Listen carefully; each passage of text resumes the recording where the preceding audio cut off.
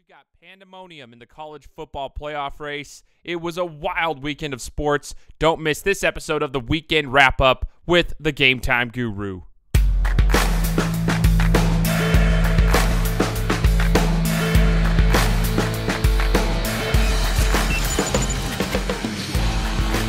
What is going on, everybody?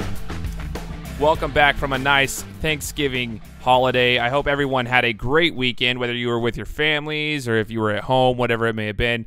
Hope everybody returned home safely and that, you're ready for the week. What a great weekend it was. And in the sporting world, it was an amazing weekend. But I wanted to flash back to Thursday because a lot of people forgot about Thursday's events, mainly because of what happened on Saturday in the college football world. So flashback real quick to Thursday, where the Dallas Cowboys for the third week in a row had a very lackluster performance and couldn't put up points on the board. So it's the third week in a row where the Cowboys were in the game at halftime. Their defense was holding up, but their offense couldn't do anything, and the coaching staff didn't make the adjustments necessary to put them in a place to be successful. So the Cowboys, starting to feel that panic right now because in the NFC East, there's not really a front runner for a wild card spot, considering the NFC South has, the Panthers, the Saints, and the Falcons all running into a spot there. Either one of them could win the division, and if not, the other two could easily make the playoffs as wild cards if the other divisions in the NFC don't get a wild card team, because each one of those teams is flying high right now. It's crazy. I'm excited to see what happens, but see, the Cowboys, they needed to make some changes. It looks like they benched their corner, Anthony Brown. They're going to be putting the rookie in there this next week against the Redskins, and we're going to kind of see what happens. This will be the very end of it. Pretty much the season's done for the Cowboys, but not officially done.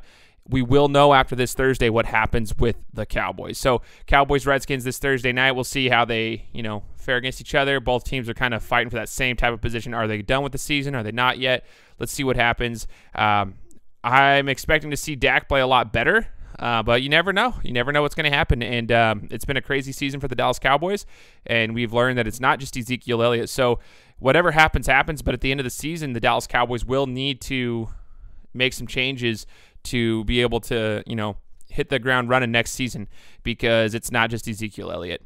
Now, I want to flash forward over to this weekend in college football. We actually start on Friday, where number 2 Miami goes down to Pitt, and I was listening to my buddy's podcast, The Armchair Army, and he was speaking with some guys that were talking about this in his last episode. They talked about the possibility of Miami going down because Pitt is such a tough team to play at their own house, and it's just one of those weird trap games at the end of the season, and it's rivalry weekend, and man, it's exactly what happened.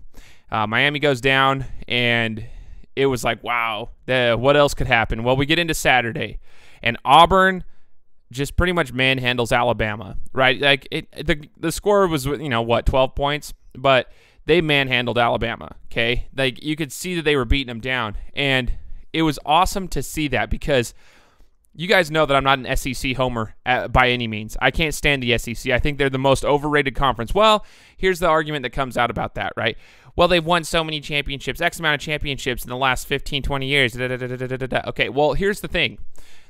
Let's compare it to when they actually put a playoff system in place, right? Because before that, it was really up to the computers, and a lot of your preseason rankings had to do a lot with that, because if you beat X amount of teams in the top 25, then the computers ranked you higher near the end of the season. Your strength of schedule was higher, and that's why I couldn't stand the SEC, because they had so much bias behind them that they had all these teams in the top 25 that didn't deserve to be there, but just because of their brand name, they were in the top 25. So then you have these teams at the end of the season, like the Alabamas, the Auburns, the LSUs, that had beaten so many, quote-unquote top 25 teams, whatever, and then all of a sudden they're in the national championship because they won their games, and then they end up playing a good game in the national championship. It's awesome. Yeah, they have won. Give them credit to that. Like when they played in those national championship games, they won. But anybody can get up for one game, and I understand that. Like as a Boise State fan, I get that. Anybody can get up for one game, and sometimes those games were bad matchups. But like when Auburn played Florida State, they didn't win.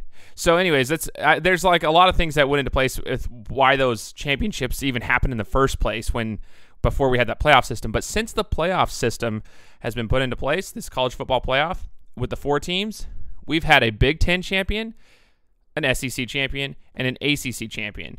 Okay, and not only that, but Alabama, the front runner, right, lost to a third-string quarterback in Ohio State back in 2014, the inaugural season of the college football playoff. So that's what I like. That's why I love the playoff, because it truly puts the teams in there and makes them get the true team earns it, right? The true number one team will most likely earn it because they got to win 2 games to get to the champion or to win the championship. And on that note, like I'm excited to see what happens this year.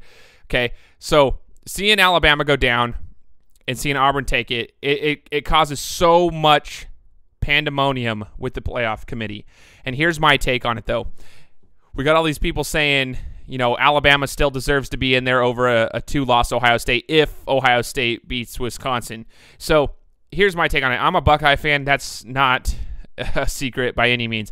I don't believe the Buckeyes have necessarily earned their spot, so I wouldn't say they deserve it more than Alabama if they were to beat Wisconsin. I wouldn't say that, because I can tell you right now, they're very inconsistent. I see a lot of similarities with this Ohio State season, though, compared to the 2014 season when they won the championship. That being, they got a backup quarterback, came in against Michigan after J.T. Barrett goes down, and he just starts slinging it, makes some of the best passes of the entire game, and actually leads them to victory. So it's crazy because he opened up the passing game, which opened up the running lanes, and Ohio State just turned on the Jets. Ohio State has the best offense in the country when they get rolling. The only thing they have that works against them is the fact that they start off slow every single game, it seems. Or at least in the big games, they'll start off slow. Their defense kind of holds them in there for a little while, and then once their offense clicks, they start putting up points extremely fast. Here's the thing. Alabama has not done anything, in my opinion, to warrant any kind of leverage to get into the college football playoff. Okay, so everyone's like, well, their strength of schedule, and I disagree. In fact, in the top 10 teams that are in the country right now, in the top 10, that were in the top 10 last week, Alabama has the weakest strength of schedule. So here's the thing, and I get sick of this because they say, well, Alabama's done enough, their strength of schedule is this and this and this and this. No, your strength of schedule is completely... No, it's not. That whole argument's invalid because they've played Mercer and they played a Florida State team that unfortunately lost their quarterback, and they had a lot more issues anyways, and they've tanked this season. They're probably going to end with 6 wins, but like your biggest win was either LSU or Florida State. That's not cool. And a Florida State team that's a 6-win team. LSU's not that good either. They have no quarterback. So their strength of schedule is weak. It's the same exact argument that people are making for Wisconsin, saying their strength of schedule is weak, that they have this issue with the strength of schedule, and no one talks about Wisconsin. But in fact, they have the same problem. Their strength of schedule is extremely weak, but everyone says Alabama should be in the playoff. No one says this undefeated Wisconsin deserves to be there. Like, no one's giving them any hype. In fact, everybody's docking on, they're knocking Wisconsin down because of their strength of schedule, yet Alabama somehow gets this leverage for some reason. I don't know if it's because they won the championships. I'm assuming it is because they have that, pedigree, whatever. They haven't earned it. So it really bugs me to hear that people think that they still should be in there regardless. I don't think they should get in any scenario. Their only true test of the season was Auburn, and they got beat. And Mike Golick said it best. They didn't get beat on the road in overtime and take it to, no, they got beat. It could have easily been like a 20-point game. Easily. Anyways, they got beat by their, toughest opponent, and they got beat pretty bad. And I'm sorry, like, if people are saying that that's the same thing that happened with Ohio State a couple years ago, I disagree. They're not in the same position. If you're going to compare them to the Ohio State that didn't win the conference championship, it's not the same. Ohio State's strength of schedule that season was higher than theirs is this year. There's a lot of differences that go into that. There's a lot of differences, and I don't agree with it. I don't think Alabama should get in any scenario. That said, I don't believe that this year's Ohio State has done anything necessarily yet to prove that they're any different. I'm just saying I don't see Alabama getting in. Speaking of Ohio State, going into the Big Ten Championship against Wisconsin, so the whole media, if you guys are listening to the media, they're saying, hey, they're already comparing Ohio State and Alabama right now, right? That's what you hear. Should Ohio State get in over Alabama? They haven't even, it almost seems like Wisconsin doesn't exist, which is scary for an Ohio State fan. And what we should be worried about as Ohio State fans, and any sports fan for that matter, you should be paying attention to this. Wisconsin has surprised everybody. Their offense has been rolling since day one, and they've been very consistent. Even though they haven't had this toughest strength of schedule, they come out and they put up points on the board. So everyone's talking about Ohio State and Alabama, who should get in. Assuming Ohio State's going to beat Wisconsin. And I'll be completely real with you. I don't know if that's going to happen. Wisconsin, like I said, Ohio State starts off slow in their games.